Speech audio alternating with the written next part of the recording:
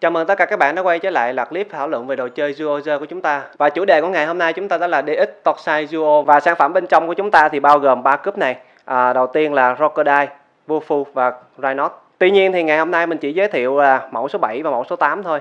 Trước tiên thì chúng ta xét ở dạng hình khối thì chúng ta có thể nhìn thấy rõ rằng là dù là cúp số 7, 8 có thay đổi thêm một chút xíu về ngoại hình nhưng mà hầu như các kích cỡ thì vẫn là bằng nhau. Xét về cách ráp thì chúng ta sẽ thấy là số 7 nó sẽ khá giống với số 2 và số 8 thì nó khá giống với số 4. Bây giờ thì chúng ta sẽ bắt đầu với mẫu số 7 và số 2 trước. Thì ở mẫu số 2 chúng ta chỉ việc mở hai cái này ra, kéo đuôi lại là ra con cá mập. Còn riêng với mẫu số 7 chúng ta cũng mở hai bên. Tuy nhiên chúng ta phải lật ngang nó xuống và mở hai cái đuôi này ra, nó mới hình thành con cá sấu. Xét ở dạng cúp thì kích thước là bằng nhau, nhưng mà khi ráp thì chúng ta thấy rõ rằng là con cá sấu có chiều dài hơn con cá mập. Nó đã tận dụng được ở cái mặt cạnh ngang này ráp thành cái đuôi, do vậy thì chúng ta thấy rõ ràng kích thước khác biệt. Xét về hình dạng cá sấu thì chúng ta thấy rõ rằng là con cá sấu này nó rất là bự ở cái phần bụng, và cái bụng nó nằm sát ở dưới đất luôn, chi rất là nhỏ. Tuy nhiên chúng ta thấy rõ ràng là phần đầu của nó rất là đẹp. Ở phần từ trên nhìn xuống chúng ta thấy rõ ràng là nó thẳng đuột một đường. Chúng ta sẽ thấy có một cái điểm khuyết ở chỗ là chúng ta thấy là ở phần lưng của nó nè, nó có một cái lỗ xuyên suốt từ bên này qua bên này, cho vậy thì nhìn nó khá là mất thẩm mỹ. Con cá sấu này nó hay ở một điểm rằng là chúng ta có thể làm cho nó có cái động tác há hàm ra được. Xét về hình dạng cá sấu thì chúng ta sẽ thấy ở đây có 3 mẫu: Gao Alligator của Gao Ranger, Caricator của Go Onger và mẫu mới nhất của chúng ta là trong Duozer. Xét về hình dạng tổng thể thì ở mẫu Gao chúng ta thấy rõ là ở cái phần lưng này, những cái vảy này chúng ta thấy là nó rất là thực tế.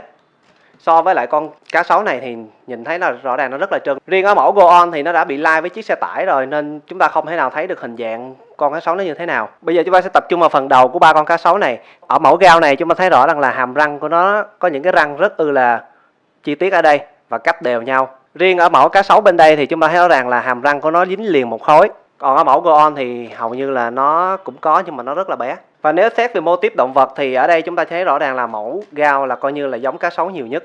Và kế tiếp là chúng ta sẽ đi vào cách ráp của mẫu số 8 và mẫu số 4. Thì đầu tiên ở mẫu con voi này chúng ta dỡ xéo lên, lật ngang lên như thế này, kéo cái vòi ra là xong con voi. Riêng ở cúp số 8 con sói này chúng ta phải dỡ xéo 180 độ, sau đó chúng ta dỡ cái đầu lên. Thì cũng không khác gì so với lại con cá sấu. Chúng ta thấy rất rõ là 4 cái chi của nó rất là bé. Cái phần lưng này nó rất là gồ ghề. Cái đuôi thì nó nhìn thực tế cũng không hẳn rồi là cái đuôi nữa. Ở cái đầu này chúng ta sẽ thấy rằng là lúc nào nó cũng bị chúi xuống, và cái phần đầu này có vẻ là hơi dài. Tuy nhiên ở góc độ từ xa thì chúng ta sẽ thấy rõ rằng là con sói này nó giống như là con chồn vậy đó. Xét về mẫu sói thì ở đây chúng ta có 4 con sói.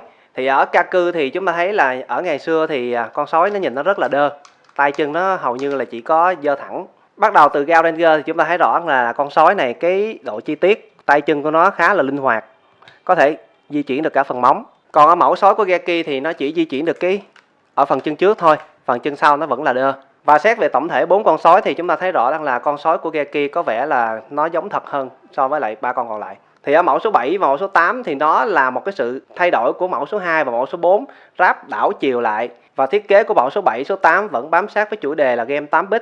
Thì nói về game 8-bit thì chúng ta sẽ thấy rằng là ở cái game Contra, ở cái cảnh 2 và cảnh 4 thì chúng ta thấy là cảnh nó cũng gần như là giống nhau, nhưng mà nó chỉ có sự sắp xếp là thêm lính hoặc là nó bắn rác hơn. Và bây giờ thì chúng ta sẽ đi vào phần hợp thể của 1, 7 và 8. Thì cách ráp nó cũng giống hệt như những mẫu trước là chúng ta chồng lên, sau đó chúng ta cắm cây này xuống là hoàn thành. Xét về dạng tổng thể thì nó cũng không khác gì so với ở những phiên bản trước, đó là màu nó vẫn được chia tầng theo tầng ngang. Bây giờ chúng ta sẽ đi vào chi tiết ở mẫu 178 này. Thì ở cái phần bàn chân này chúng ta thấy rằng là nó nhô ra khá là dài, vẫn giống với lại voi ở bên đây. Đi lên phần trên một chút xíu, ở thì chúng ta thấy đó là cái phần màu đen này nó rất là nhỏ. Do vậy thì ở phần màu trắng này nó khá là nhiều. Có ta cảm giác như là cái nhân vật này đang mặc một cái dạng gọi là quần thụng. Ngoài ra thì nó cũng có một cái logo hình con sói đây giống hệt như là con voi và con sư tử. Tiếp theo chúng ta đi lên nữa thì chúng ta sẽ thấy rằng là cái hàm con cá sấu khá là giống với lại hàm con cá mập. Ngoài ra thì chúng ta thấy được là những cái họa tiết ô vuông ở đây thì nó hiển thị giống như là da của con cá sấu vậy đó. Do nó sử dụng cái mặt cạnh này để ráp thành cái đuôi, do vậy thì ở dạng con robot này chúng ta thấy hai cái phần này nó lồi ra và nhìn trông rất là mất thẩm mỹ. Ở dạng Duo King hay là ở dạng Duo Y thì chúng ta có thể là ở phần 7, 8 này có thể là đổi chỗ cho nhau. Chẳng hạn như là chúng ta có thể tháo phần này ra, di chuyển con khỉ này qua bên đây, Vậy là chúng ta đã có được một cái hợp thể 6, 7, 8. Vẫn hướng đến đối tượng trẻ con thì ở mẫu số 7, số 8 vẫn là tối ưu hóa nhất và đơn giản nhất. Và đó là tất cả những gì hôm nay mà mình đã giới thiệu về mẫu số 7 và mẫu số 8. Thì kỳ tới chúng ta sẽ bắt đầu tiếp tục với mẫu số 9 và hợp thể Torsai Duo. Xin chào và hẹn gặp lại các bạn.